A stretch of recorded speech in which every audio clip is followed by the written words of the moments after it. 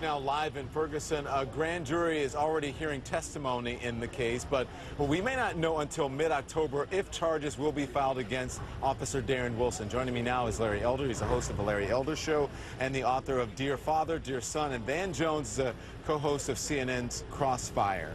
So Larry gets to be in an air-conditioned studio, and Van Jones and I get to be sweating it out here in 101-degree heat. So I'm going to start with Van, just because you're in the air conditioner.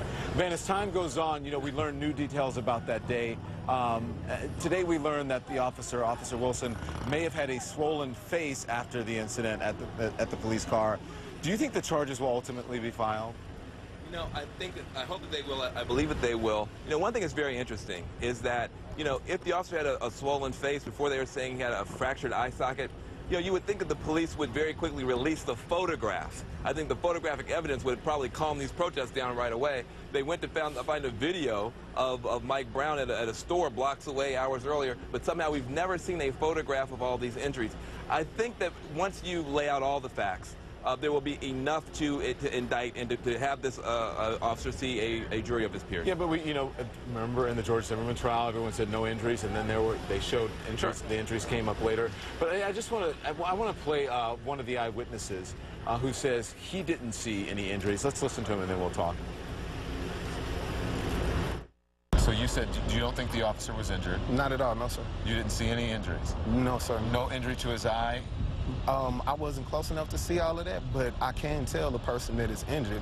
You know, if they're seriously injured, like what you're asking me, I believe that would have been definitely noticeable. Not only that, but the news, somebody would have said that initially. You know, why wait all this time and then all of a sudden he's been beat up?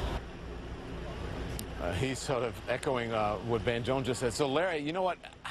I have to say this. I thought this was very interesting. You said not even an OJ jury would convict Officer Wilson. I mean, should he at least be charged?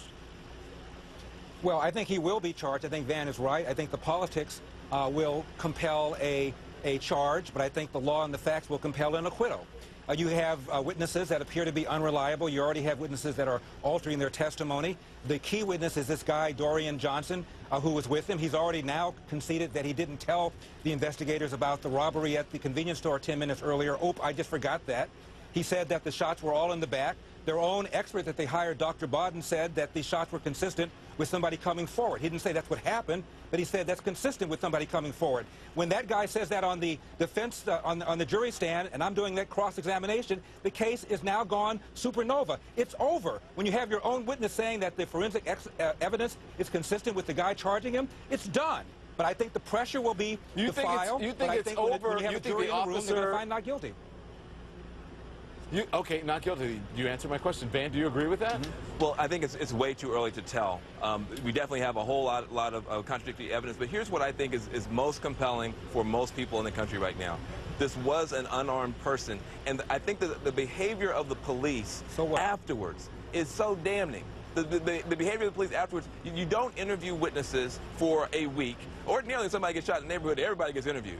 This person was shot. You have people on television for days and days saying, look, I was there, I saw it. The police seem less interested in interviewing eyewitnesses and finding out what's going on than apparently finding videotapes about this kid blocks away hours earlier. So that's, I think, the kind of behavior on the part of the police that has alarmed the country, and I think it will compel a charge, but we do not know at this point what will come out through that process. Larry, you're talking about the behavior of Michael Brown, you're talking about the behavior of Dorian Johnson, but whose behavior should be under more scrutiny? Should it be Michael Brown's, or should it be the Officer Wilson's? Who should be more under scrutiny?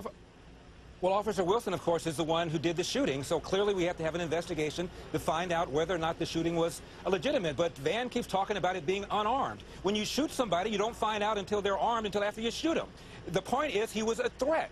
And this business about he shot 6 times, I don't know what's going on with these reporters who are gun ninnies, but you can fire around 6 rounds in about 2 seconds. And this business about they should wound him, that's on television. You shoot to stop the threat, and you don't stop shooting until the threat is stopped. And if this guy is 6'4", and if he turned around and came at Officer Wilson, having had a confrontation in the vehicle before, damn right you shoot to stop the threat. Hold on 1 second. Of course you do. Well, yeah, sure, but the problem is that you don't have a bunch of witnesses right afterwards saying, hey, our big 6'4" friend was trying to tackle a police officer who shot him. What you have is numerous people saying the guy was trying to surrender and was shot. That's not one person or two people or what you have. That was the entire word that came from that event. And so I think what you've got to be able to say is, if what you said is true, that you had a 6'4" big guy who was trying to attack a police officer and the police officer could not defend himself any other way, you're right. But that's not what the witnesses saw. Okay, Larry, I know you want to get in, but hold that thought, both of you gentlemen. Stay with me. When we come right back, we're going to be discussing more of this case. Those who knew Michael Brown called him a gentle giant. He was a big guy, yet he was only 18 years old. I talked to his cousin about this a little bit earlier. So, do age and size have anything to do with this case? We'll discuss that coming up.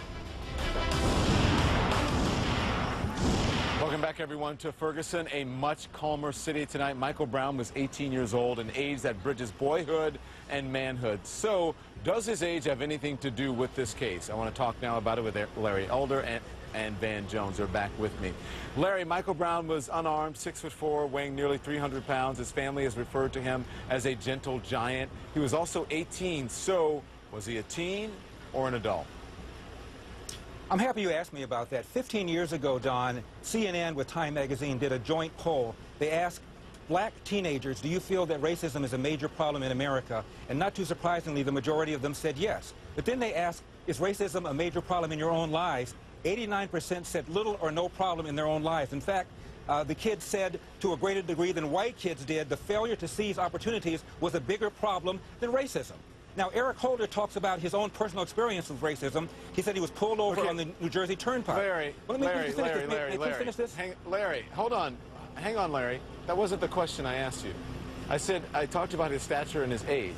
Is he a teen? The important question. Or is he an adult? Because this is the age that, I'm not asking you about the important question. I want you to answer my question.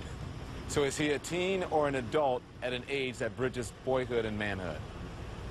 You're 18 years old, you're able to enlist in the military, you're able to be charged for homicide if you commit a heinous murder. As far as I'm concerned, you're an adult. He was going to go to college on that following Monday, and so they call him a kid when they want to, they call him adult when they don't want to. The bottom line is the fact that he is an 18-year-old should not factor into it. What should factor into it is whether or not this officer had a reasonable belief, a fear of bodily injury to himself or to other people, and therefore had a right to defend himself. And I believe that the facts so far and the law so far will compel an acquittal in the event that he's tried.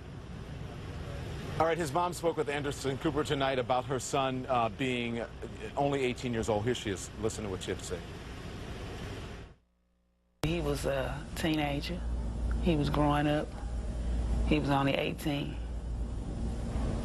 He had a chance to make a mistake and correct it. Just like the officer.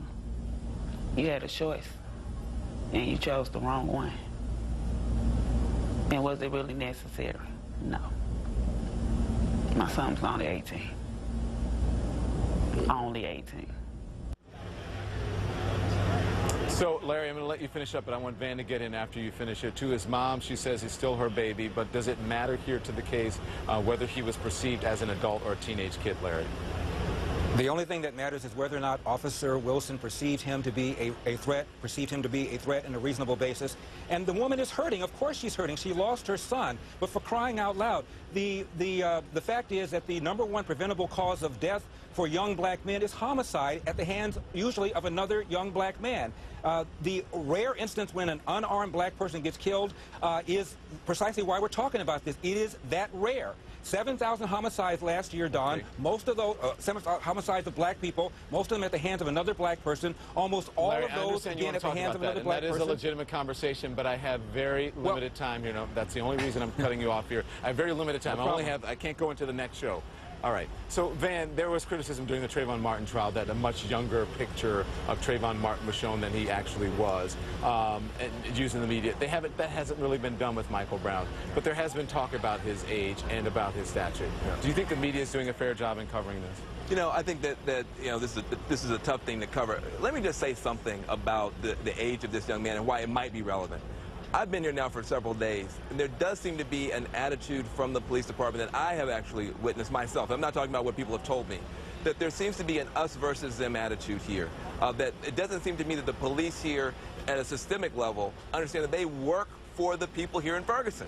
That, and especially when they're dealing with the younger people, they seem to think that there is almost an us versus them, not I'm working for you, I'm working with you to make this community better. And if that has been a standard operating procedure in this department, you could have a police officer that, because he thought he was a young black man, responded in a negative way. So look, I don't think that you got a 6'4" guy. Certainly, whether it's black, white, purple, or green, that poses a certain physical threat if you were afraid. But why are all the police afraid of even the little skinny black guys around here? That's very concerning. All right, I have to go. Like I said, I've got to get to a break, and I can't go into the next show. Thank you, guys. We'll continue to have this conversation. I appreciate you, Larry. I also appreciate Van Jones, the host of CNN's Crossfire.